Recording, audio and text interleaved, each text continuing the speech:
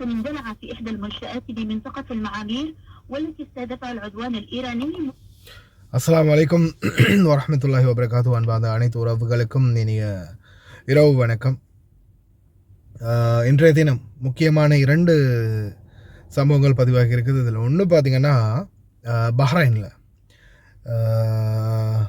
முயாமிர் பகுதிகளில் ஆயில் சுத்திகரிப்பு நிலையம் ஒன்றில் தாக்குதல் நடந்திருக்குது, ட்ரோன் தாக்குதல் ஒன்று. அதே மாதிரி குவைத்துடைய மின்சார கட்டமைப்புகளுக்குள்ள இந்த ட்ரோன் பீஸுகள், அதாவது ட்ரோன்களை மிசைல்களை தடுத்து நிறுத்தும் போது அதில் வரக்கூடிய அந்த பீஸுகள் இருக்கு இல்லையா, அது சில மின்சார சப்ளைகளில் பட்டு அது தீப்பற்றி இருக்கிறதா தெரிவிச்சிருக்காங்க. அதே மாதிரி சுப்பியா பகுதிகளில் நடந்த இந்த சம்பவத்தில் பார்த்திங்கன்னா ஃபுல்லாகவே தீப்பற்றி எரிஞ்சு இருக்கிறதா தெரிவிச்சிருக்காங்க. பவர் சப்ளை கொஞ்சம் ஓரளவு ஸ்டேபிள் நிலைக்கு இப்போ வந்திருக்குது.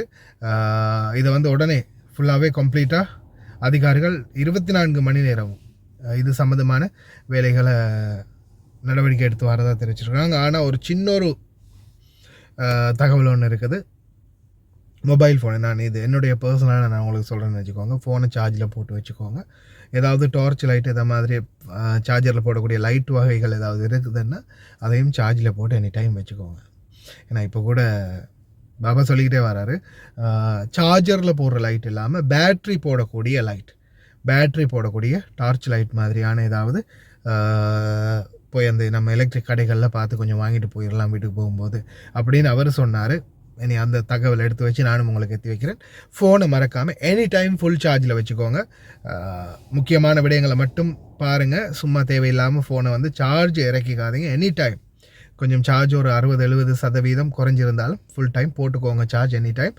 ஏன்னா இப்போதைய சூழலில் உங்களுக்கு ஃபோனில் சார்ஜ் முக்கியம். அதே மாதிரி தற்போதைய சூழலில் குவைத்துடைய மன்னர் மக்களோடு உரையாட்டி இருக்கிறாரு. அதே மாதிரி இன்றைய தினம் ஜனாசா நல்லடக்கம், அல்லாஹ் ரஹ்மா வஃபாத் ஆகிய 2 அதிகாரிகளுடைய ஜனாசா நல்லடக்கங்களும் இடம்பெற்றிருக்குது. இன்னா லில்லாஹி வ இன்னா இலைஹி ராஜிஊன். பார்க்கலாம் என்ன மாதிரியான சூழல் எதிர்வரும் நாட்களில் உருவாகுது அப்படின்னு.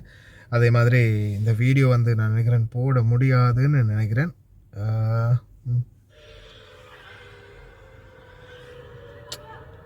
பிரைட்னஸ் அதிகம். இப்போ பாருங்கள்,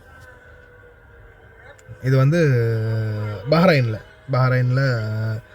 ஒரு ஆயில் ரிஃபைனரியில் நடந்த ட்ரோன் தாக்குதல் அப்படின்னு சொல்லியிருக்கிறாங்க. எல்லாம் வல்ல இறைவன் பாதுகாக்கட்டும். தயவு செய்து கவனமாக இருங்க.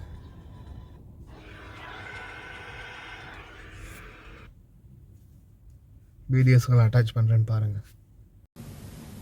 أخاطبكم في هذه الليلة بصفتي أبا وقائدا ومسؤولا أمام الله تعالى ثم أمامكم عن أمن دولة الكويت وآمانها في فترة تشهد فيها المنطقة تطورات متسارعة وتوترات متزايدة وتصعيدا غير مسبوق ينجم عنها تداعيات تستوجب من الجميع أعلى درجات الوعي واليقظة والثقة.